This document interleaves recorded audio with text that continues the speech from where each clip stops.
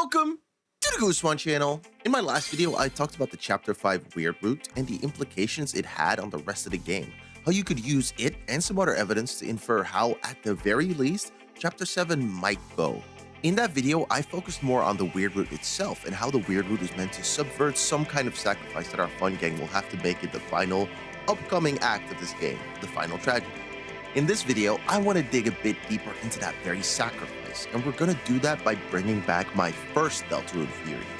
Welcome back, Krissifixion theory. One of the main things I discussed in the last theory videos was an incoming sacrifice. My thesis, in essence, was that the Weird Root was a way to get around some kind of sacrifice that would have to be made in the shelter when our fun gang gets there, that the fun gang would simply be too late to stop whatever is happening unless they make some kind of sacrifice play. The evidence here speaks for itself. The final tragedy/prophecy. This is the sacrifice, something that our fun gang will have to lose in order to win. What I kind of circled around, however, is what that sacrifice will be exactly. Let's take into account what we know. Rousey's and Susie's reactions to the final prophecy panel make it very obvious that this sacrifice will be something that hits Susie particularly hard. Susie is affected hard enough to smash the panel to pieces, and she begs for confirmation that they wouldn't let something like that happen, that Kris wouldn't let something like that happen. This points to the idea that Susie in specific will lose something or someone close to her in the pursuit of defeating the angel or the knight or whoever our main villain will end up being. So my question then is, who will this sacrifice be? Ignoring my obvious bias, let's take stock of our options, and really, I see four main realistic options: Rousey, Noelle, Kris, and Castletown. I think two of these are pretty much out of the question. One of them is definitely possible, and one of them seems like it only makes sense. In that order, and this might surprise you, I don't think Rousey or Kris could really happen. The way Susie and Rousey talk about the final prophecy, especially in that very scene, doesn't corroborate with either of these two characters being the sacrifice.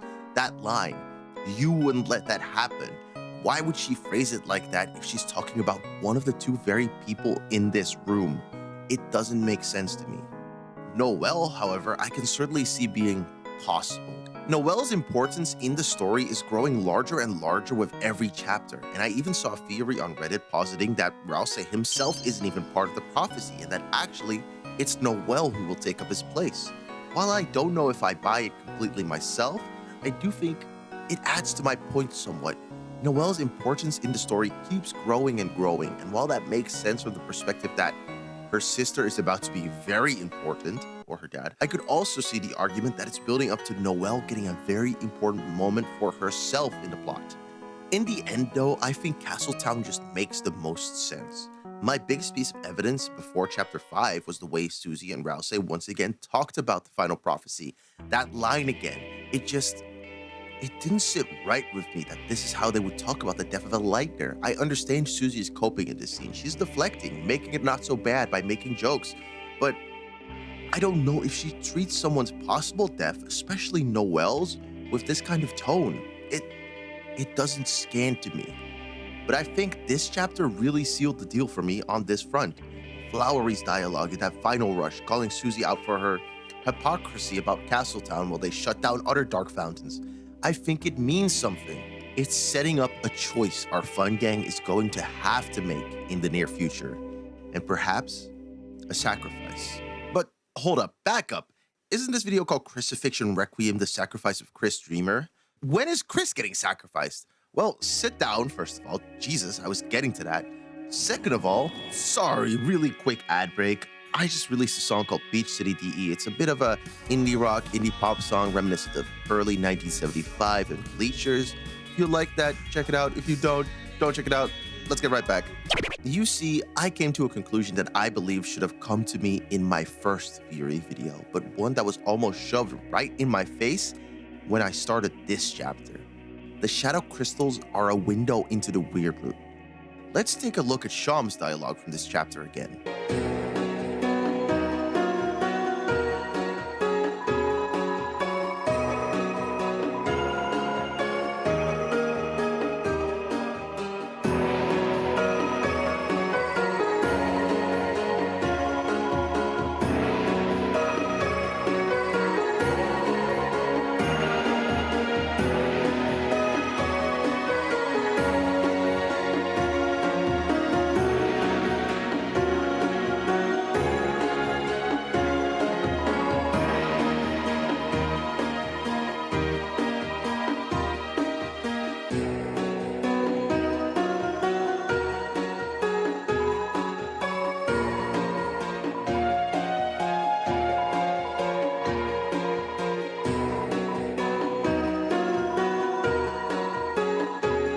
power of broken dreams.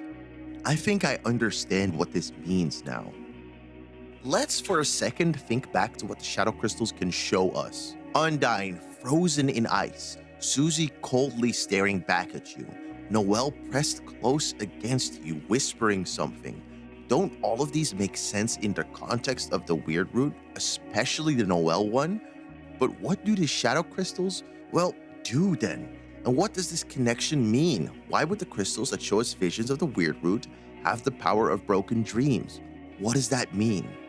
It means that they also have the power to make those broken dreams come true. That's what that line means. Take any of our previous shadow crystal holders, for example.